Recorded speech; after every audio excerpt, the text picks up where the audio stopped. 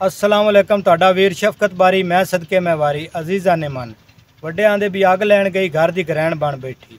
ਅਸੀਂ ਪੰਜਾਬ ਦੇ ਰਹਿਣ ਵਾਲੇ ਹਾਂ ਤੇ ਸਾਡੇ ਦਾएं ਬਾएं ਜਿਹੜੀ ਕੋਈ ਸੱਚੀ ਸੁੱਚੀ ਗੱਲ ਹੁੰਦੀ ਹੈ ਨਾ, ਮੇਰਾ ਦਿਲ ਹੁੰਦਾ ਵੀ ਇਹ ਮੈਂ ਦੱਸਾਂ ਤਾਂ ਜੇ ਕਿਸੇ ਭਰਾ ਦਾ ਭਲਾ ਹੋ ਜਾਵੇ। ਤਾਂ ਸ਼ਹਿਰਾਂ ਦੇ ਵਿੱਚ ਲੋਕ ਮਕਾਨ ਕਿਰਾਏ ਤੇ ਦਿੰਦੇ ਨੇ, ਉਹ ਪੂਰੀ ਆਦੀ ਤਸੱਲੀ ਕਰਦੇ ਨੇ, ਪਰ ਨੋਟ ਲੈਂਦੇ ਨੇ, ਉਹ ਲਿਖ ਲਿਖਾ ਕਰ ਲੈਂਦੇ ਨੇ, ਸਟਾਮ ਸ਼ਨਾਖਤੀ ਕਾਰਡ ਕਿਰਾਏਨਾਮੇ ਤੇ ਦਸਤਖਤ ਕਰਾ ਲੈ ਵੀ ਕੱਲ ਨੂੰ ਕੋਈ ਰੌਲਾ ਰੱਫੜ ਨਾ ਪਣੇ।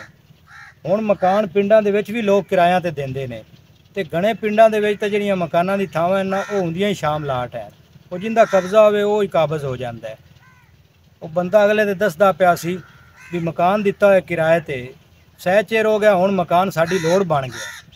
ਤੇ ਜੇ ਉਹ ਉਹਨੂੰ ਕਿਰਾਏਦਾਰ ਨੂੰ ਆਖਿਆ ਵੀ ਮਕਾਨ ਹੁਣ ਵਿਹਲਾ ਕਰ ਦੇ ਤੇ ਉਹ ਉਲਟਾ ਅਦਾਲਤਾਂ ਨੇ ਟੁਰ ਪਿਆ ਵੀ ਮਾਲਕ ਹੀ ਮੈਂ ਆ, ਮੇਰਾ ਕਬਜ਼ਾ ਹੈ। ਤੇ ਨਾਲ ਤੜੀਆਂ ਲਾਉਂਦਾ ਵੀ ਮੈਨੂੰ ਬੜੀ ਸ਼ਰਮ ਆਉਂਦੀ, ਤੁਸੀਂ ਮੈਨੂੰ ਕਿਰਾਏਦਾਰ ਸੱਦੇ ਨੇ। ਲੈ ਬੰਦਾ ਪੁੱਛੇ ਵੀ ਉਹ ਵਿਹਲਾ ਹੀ ਮਾਲਕ ਬਣਿਆ ਬੈਠਾ ਹੈ। तो इस वास्ते कोई तसल्ली बंदा आदि कर लवे भी लिख लिखा हो जाए भी कल को रफड़ ना बने।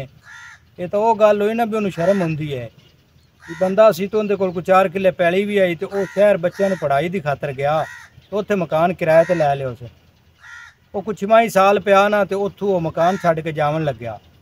मालक पूछा भी मेरे लू को तेनू तंगी तकलीफ है तो दस क्यों मकान छड्ड के जाना है।